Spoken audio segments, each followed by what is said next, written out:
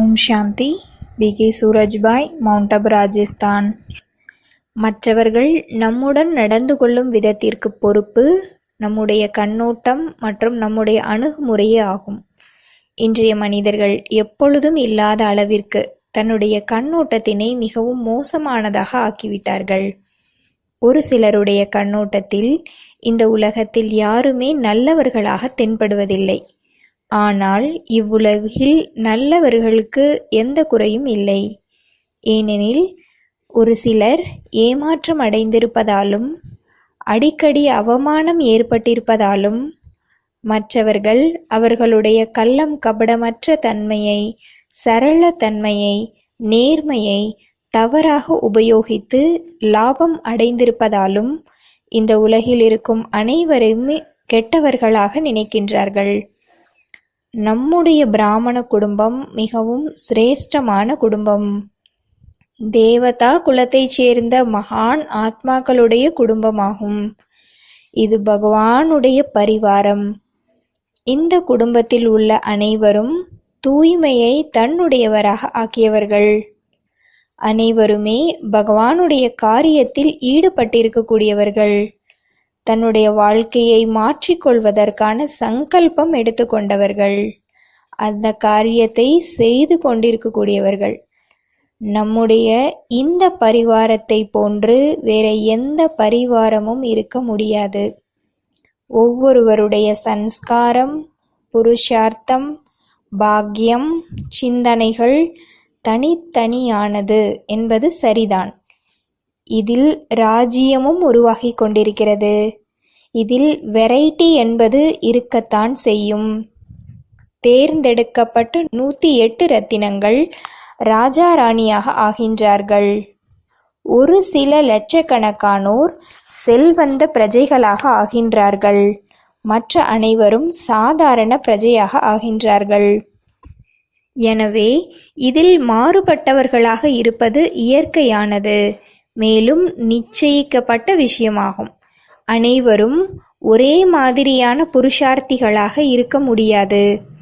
எனவே நாம் செய்யக்கூடிய இந்த ராஜ்ய ஸ்தாபனையில் அனைவரும் வெரைட்டியாக இருப்பது ஒரு நேச்சுரலான விஷயமாகும். இரண்டாவதாக, ஆத்மாக்களாகிய நாம் அனைவரும் ஜென்ம ஜென்மத்திற்கு துணையாளராக இருக்கக்கூடியவர்கள்.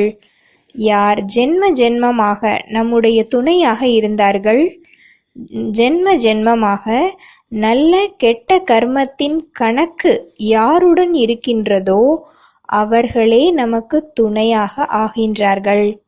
அந்த கணக்குகள் அனைத்தும் இப்போது நம் முன்னால் வருகின்றது. ஒருவேளை உங்கள் அக்கம் பக்கம் 10 பேர், 20 பேர், 50 பேர் இருக்கின்றார்கள் எனில் ஒரு சிலரிடம் அன்பு, சிலரிடம் வெறுப்பு, சிலரிடம் மோதல், சிலருடன் பழிவாங்கும் உணர்வு ஏற்படுகின்றது.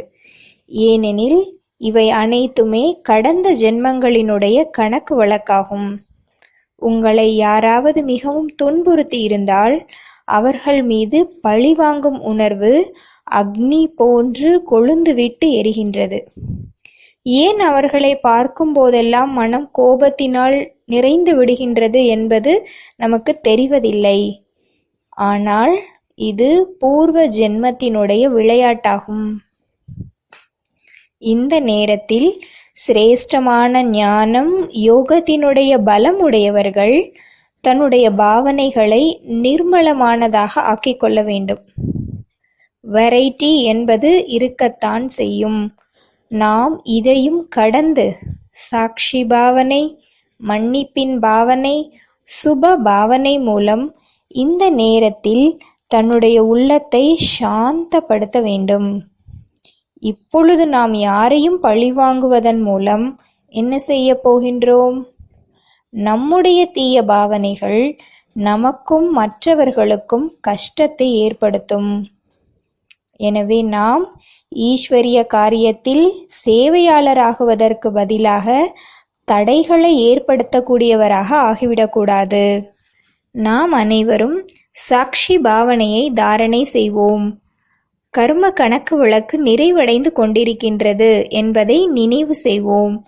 ஆத்மாக்கள் தன்னுடைய கணக்கு வழக்குகளை முடிப்பதற்காகவும் கடனை தீர்ப்பதற்காகவும் வந்திருக்கின்றார்கள் என்று நினைவு செய்து அனைவருக்காகவும் மிக நல்ல கண்ணோட்டத்தை கொண்டு வருவோம். இவர்கள் தேவதா குலத்தின் மகான் ஆத்மாக்கள். இவர்கள் பகவானுடைய குழந்தை. இவர்களும் மகான் தியாகம் செய்திருக்கின்றார்கள். சிரேஷ்ட வழியை நோக்கி அடியெடுத்து வைத்திருக்கின்றார்கள். எப்படி நாம் மற்றவர்களுக்கு ஞானம் கொடுக்கின்றோம், இவர்களும் பாபாவினுடையவராக ஆக வேண்டும் என்ற பாவனை நமக்கு வருகின்றது. இவர்களும் சத்திய மார்க்கத்திற்கு வந்துவிட வேண்டும் என்றும் நினைக்கின்றோம். ஆனால் சத்திய மார்க்கத்தில் இருப்பவர்கள் மீது வெறுப்பு, துவேஷம், பொறாமை இதை அழித்து விட வேண்டும். அனைவருடைய பார்ட்டும் தனிப்பட்டது. அவரவர்களுடைய மகான் தன்மைகளை பார்க்க வேண்டும். அவர்களிடமும் மகான் தன்மை இருக்கின்றது. குறைந்ததிலும் குறைந்தது தூய்மையான வாழ்க்கையை தன்னுடையதாக ஆக்கியிருக்கின்றார்கள். தன்னுடைய வாழ்க்கையை பாபாவிடம் அர்ப்பணம் செய்திருக்கின்றார்கள். பகவானை சந்தித்திருக்கின்றார்கள். எனவே அவர்களும் புண்ணிய ஆத்மாக்கள். இது போன்ற திருஷ்டியை நாம் கொண்டு வர வேண்டும். இதனால் நம்முடைய உள்ளம் சாந்தியாகிவிடும். இது மிக பெரிய லாபகரமான விஷயமாகும்.